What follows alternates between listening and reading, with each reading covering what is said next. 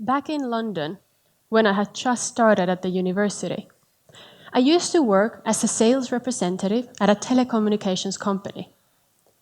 I didn't know much about sales. I had never really even worked sales for that matter, and my knowledge about phones or gadgets, well, it was rather non-existing. But for some reason, I got offered this job. I knew that living in London was quite expensive, especially as a student. So I, of course, took the job. And I sucked at it. After 2 months in the job, I was at the bottom of the sales chart list for the store. Well, I was at the bottom of the whole list for the whole street. I started to hate my job, and every day that passed, I disliked it even more. Until one day, the manager came in and we had the talk. You know the talk where you told that you either have to make a big improvement or you would have to leave. So at this moment, I thought to myself, what should I do? Should I just quit and leave? I mean, in the end, I hated my job. I never saw any future in working at the telecommunications industry, and I just simply wasn't passionate about selling. But what if I stayed? What if I gave another chance for the job? I mean, it's never easy to find a new job, especially in a city like London. So I kept thinking over and over in my head, what should I do? Until I made the decision. I would stay. I wouldn't quit. But I knew that at this time, it was for real. And that if I wanted to keep my job, I would need to make some changes. I mean, doing the same things over and over again and expecting different results. This was never going to happen. Even Einstein knew that very well. So I made a small change. I set out a personal goal of selling one thing a day. Whether it was about selling a phone or a SIM card, as long as I sold something. I didn't know much about anything about sales methods or any sales tactics. I had, of course, the basic sales crash course when I started at my job, but that really meant nothing. So what I did, I started to listen very carefully to the best salespeople in the store. And I started to memorize, to learn by heart the words they were using. So the next day, I went out there with this one goal in my mind, to make that sale. And it worked. I sold a phone. I hadn't learned any magical sales skills. I had simply went out there with that one goal in my head, and it paid off. This feeling, the rush I got after making that first sale, it was so rewarding, so exhilarating, that it made me want to sell more and to continue to push even harder. Next day came, I went there, and I sold another phone. Then another one, and another one. By simply keeping this one goal in my mind. And suddenly, by becoming good at something, I had started to enjoy my work. 1 month later, I was at the top of the sales chart list. And I loved the feeling. I had learned to enjoy my work. I had even started to really love selling, something that I was so bad at in the beginning. By becoming better, by wanting to learn more. This was that one feeling, that key thing that made me change my original views of disliking selling, even hating it. Turning this into feelings of actual enjoyment, into excitement. And suddenly, I had found a new passion.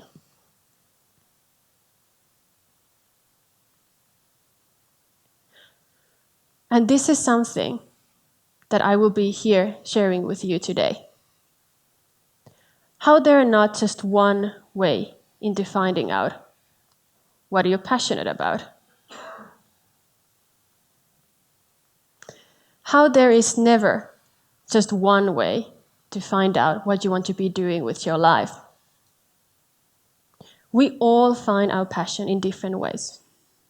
And sometimes it is even that passion finds us, as it happened in my case, not just once, but on several occasions. We are all passionate people. We all have that fire that burns inside us and makes us want to do those things that we normally wouldn't. And that is something that I will be sharing with you today. How there are different paths into finding out what you're good at, what you're passionate about, and how by being open to these different opportunities, you might be able to make your dream come true. Work hard. We all have heard and read how the key to success is to simply work hard. How you can become anyone you want to, or to do anything you want to, if you simply put all your effort, your mind, into achieving that goal by working hard. The same method can also be applied when it comes into searching your passion. And that is something my job at the telecommunications company taught me about. How sometimes we don't know what we're passionate about and good at until we simply go out there and do those things that might even scare us. By being ready to work hard, to do the things that we don't like, these can be those moments that define us and takes us one step closer into finding what you're passionate about. When you put all your heart, your soul, into achieving that one goal, whether it is getting that master's degree that you always wanted to, or writing that book you always dreamed of, the feeling of succeeding, they will be much higher when you put all that effort in. Be ready to work hard. Be ready to step outside that comfort zone and do the things that you might not even like. This can be exactly what is needed for you to search and find that fire that burns within you. Always be curious. Being an entrepreneur, it is to be someone that turns problems into opportunities, failures into learnings. It is to be someone who goes out there into the darkness and does all those things that nobody else wants. It is to be someone who is ready to make their dreams come into a reality. We all have read in the media about these amazing entrepreneurs and business people who already knew at a very young age what they wanted to be doing with their life, what they were passionate about. Whether it was about building rocket ships and going to the space all the way to the Mars, or whether they were passionate about mathematics and they knew that they wanted to work with computers. People like Elon Musk, Bill Gates, and so many more. They already knew at a very young age what they were passionate about, and they went out there and they made their dreams come true. But for most of us people out there, we don't always know what we're passionate about or what we're good at. And sometimes it is that it's even passion that finds us when we put all the effort into looking for it by staying curious.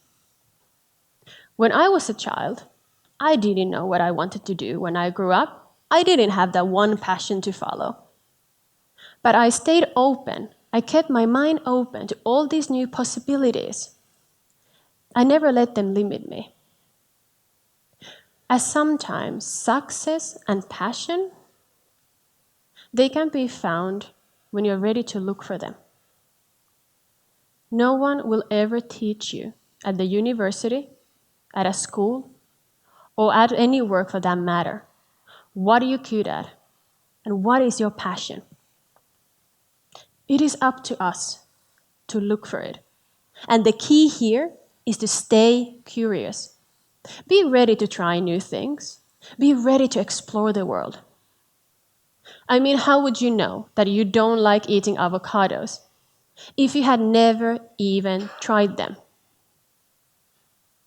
And that is the story that often remains unshared. How our lives, our careers, and our relationships, they end up being the complete opposite that we have planned, if we even had any plans in the beginning. But by being ready to have your mind open into new possibilities, into new opportunities, this can be that one thing that enables you into finding that fire, into finding the passion wherever that lies.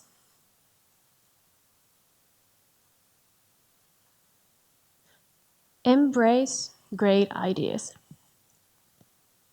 When I was younger, I never thought I would become an entrepreneur or that I would end up co-founding a tech company. It wasn't my passion that led me towards having a career in tech. It was a passion of someone else. Someone else who knew that they wanted to make a positive impact on the world and create something innovative, something new. I embraced a great idea. I followed a visionary, a passionate person who knew what he wanted to do and how to do it. This passion, this fire I saw in this person, it was so exhilarating that it made me want to explore a new world out there. Sometimes it is not our own passion that makes us do things that we never thought we would. Instead, it is the passion of others that becomes so contagious that we simply want to be part of it, feel the same way this person does. And this can be the moment that defines you and takes you towards finding where your passion is.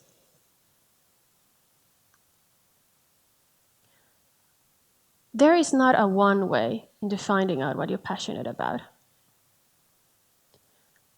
We tend to believe that being passionate means that you need to be happy 24/7. But that is not the case.